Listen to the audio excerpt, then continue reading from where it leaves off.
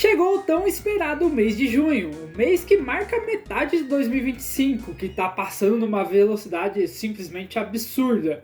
Enquanto tem muita gente animada pelas festas juninas, que eu simplesmente adoro, tava esperando muito esse momento, tem uns nerdola, mas tipo, muito nerdola mesmo, já que envolve fã de RPG japonês e jogador de TCG, que estão animados com o lançamento da coleção de Final Fantasy pra Magic the Gathering. E apesar de cartas bem divertidas estarem vindo por aí, a coleção retoma as discussões sobre os contratos entre diversas empresas e a Wizards e o futuro do TCG em meio a tantos universos Beyond. Eu sou Sossego e bora discutir um pouco sobre a difícil situação que o Magic se encontra e do que vai ser o card game pro futuro. Mas antes do vídeo, um aviso rapidinho. Você sabia que a maioria das pessoas que assistem meu canal não são inscritas? 99% delas não acompanham o conteúdo. E como o canal ainda é muito novo, todo o apoio ajuda muito a continuar a criar conteúdos pra conta. Ainda mais com um tempo que tá tão apertado comigo fazendo faculdade e estágio. Então quem puder se inscrever no canal e compartilhar com os amigos pode ter certeza que vai estar contribuindo e muito pra gente conseguir fazer um conteúdo bem legal. É isso, bora pro vídeo. Pra quem não conhece, Magic the Gathering é um dos jogos de TCG mais clássicos que existem, que é aquele estilo de jogo de cartas com poderes que segue o mesmo esquema do Pokémon que a gente vê a molecada colecionando por aí. O card game é extremamente popular e se tornou o hobby favorito de muita gente desde seu lançamento em 1993. O jogo já tá com 32 anos, já deu tempo de casar, ter filho e se divorciar. O game conta com diversas coleções lançadas e vários formatos para jogar, o que acaba agradando diferentes tipos de jogadores. Além do Arena, que é a versão digital para computador e celular e que é muito popular por conta das partidas online. O Magic por muitos anos passou a reinar o mundo dos TCGs, juntamente com Yu-Gi-Oh! E Pokémon, que praticamente monopolizaram todo o mercado. Mas alguns problemas vieram para perturbar a paz do card game. No ano de 1999, a empresa que tem os direitos do Magic, a Wizards of the Coast, que também é detentora do RPG de mesa Dungeons & Dragons e logo também dono da franquia de Baldur's Gate, foi comprada pela Hasbro, empresa de brinquedos e jogos de tabuleiro, que frequentemente se envolve em polêmicas no mercado econômico. Mas as dificuldades realmente começaram numa crise que ninguém estava esperando. No caso, a pandemia do Covid-19, que obrigou todo mundo a ficar trancado em casa, e com isso os encontros para jogar cartas e board games se tornaram raros, e acabou que as vendas da Hasbro despencaram. Mas mesmo com o fim da pandemia e o público desesperado para voltar a jogar TCG, isso não foi suficiente para retomar os antigos números de vendas da empresa. Isso porque o pessoal estava tão ansioso para jogar cartinha que queria testar outros jogos e dar chance para as novidades. O que acabou quebrando a hegemonia dos grandes TCGs, que tiveram que dividir o mercado com outros sucessos, como Flesh and Blood, o Lorcana da Disney e os card games da Bandai. Em destaque o de One Piece, que está sendo muito jogado ultimamente. Fora o Riftbound, o card game de LoL, que já lança e promete ser um baita sucesso. Diante dos novos desafios e visando aumentar o lucro, a Hasbro tomou umas medidas para aumentar as vendas. Além do corte de gastos, que foi responsável por acabar com a tradução das cartas para algumas línguas, incluindo português, e acabou gerando uma baita polêmica, a empresa anunciou em 2021 o projeto Universe Beyond, que consiste basicamente no lançamento de coleções de cartas em colaboração com outras empresas, e é aqui que Magic acabou virando Fortnite.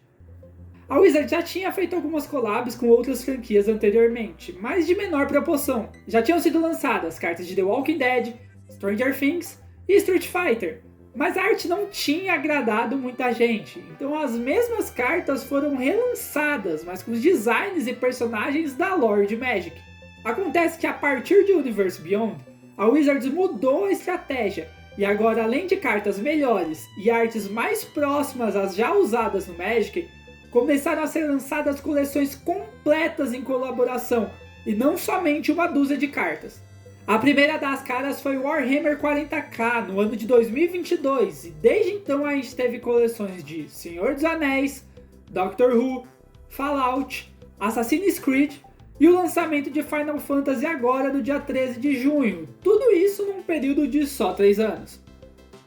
fora os lançamentos de cartas de Homem-Aranha e Avatar ainda para 2025, e lançamentos menores que rolaram de Transformers, Jurassic Park, Tomb Raider, Marvel, Hatsune Miku, Bob Esponja e quem dera eu estivesse zoando, mas o próprio Fortnite.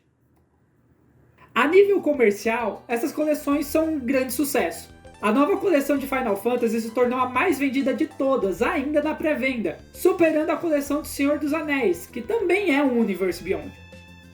Mas mesmo com esse sucesso todo, parece que as coleções acabaram fragilizando a relação dos antigos jogadores com a empresa. Hoje, uma mesma partida pode ter o Gimli lutando contra o Optimus Prime, ao lado do Bob Esponja, e sendo derrotado pelo Chris Pratt. É sério, eu não aguento mais ver ele por todo canto. Agora só falta o Tom Holland aparecer e... esqueci que vai ter cartinha do Homem-Aranha esse ano.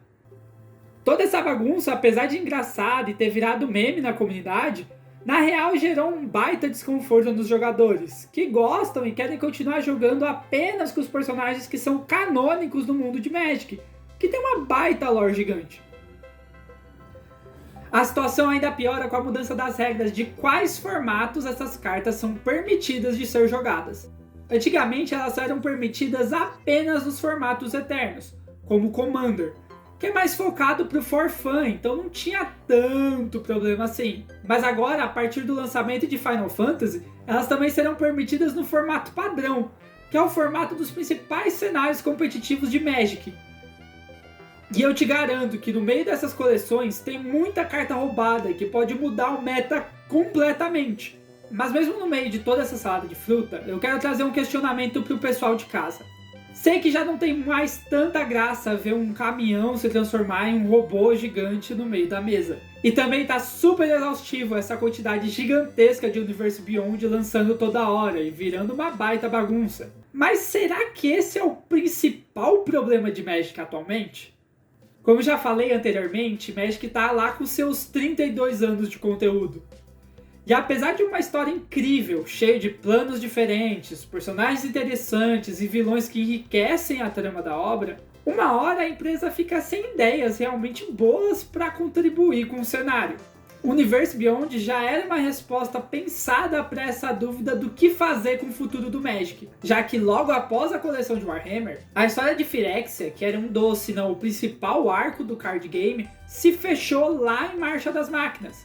E as próximas coleções lançadas desde então seguiram uma mudança de padrão bem visível.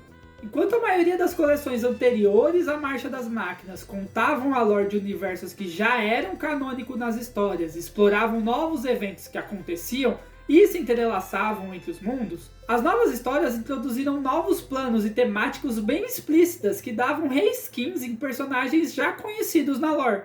Desde então a gente teve temática de contos de fadas, detetives, Velho Oeste, animais fofinhos, filmes de terror e até corrida maluca. E aí fica o questionamento. Será que o canon de Magic também não tá virando uma espécie de Universe Beyond? Em que 5 coleções com temáticas absurdamente diferentes e caricatas seriam lançados em sequência? Eu já estava preparando uma ideia para fazer esse vídeo aqui, quando o professor do canal Tolarian Community College, um dos maiores canais de Magic do mundo, com mais de 1 milhão de inscritos, lançou um vídeo há uns 3 meses atrás questionando qual era o verdadeiro problema do Magic. Se era realmente o Universe Beyond ou se os universos canônicos da lore. E lá ele defende a tese que o maior problema está sendo a forma como a Hasbro está favorecendo mais as parcerias entre diferentes empresas do que a questão da própria história do TCG, que ficou a Deus dará e ainda não tem um rumo claro para onde vai seguir. Com isso, o jogo vai surfando em diferentes temáticas, tentando agradar o público com bichinhos fofinhos, cowboys, detetives e tudo de mais caricato que tiver na cultura pop. E tentando achar algum personagem ou história que agrada verdadeiramente os jogadores, para conseguir dar uma continuidade na história. Enquanto isso não acontece, o público fica refém da empresa. Os jogadores vão ter que aguentar ainda muitos outros Universe Beyond que ainda estão por vir. E rezar para que logo uma trama tão boa como a de Phyrexia entre na cabeça dos desenvolvedores de TCG e o card game volte a ser um pouco mais como era antes. É isso, pessoal. O vídeo vai ficando por aqui. Cliquem no gostei caso tenham curtido o vídeo, deixe um comentário para deixar dicas, sugestões ou o que você quiser. Fique à vontade para apoiar o canal, compartilhe com o máximo de pessoas possíveis. Eu sou Sossego e até o próximo vídeo.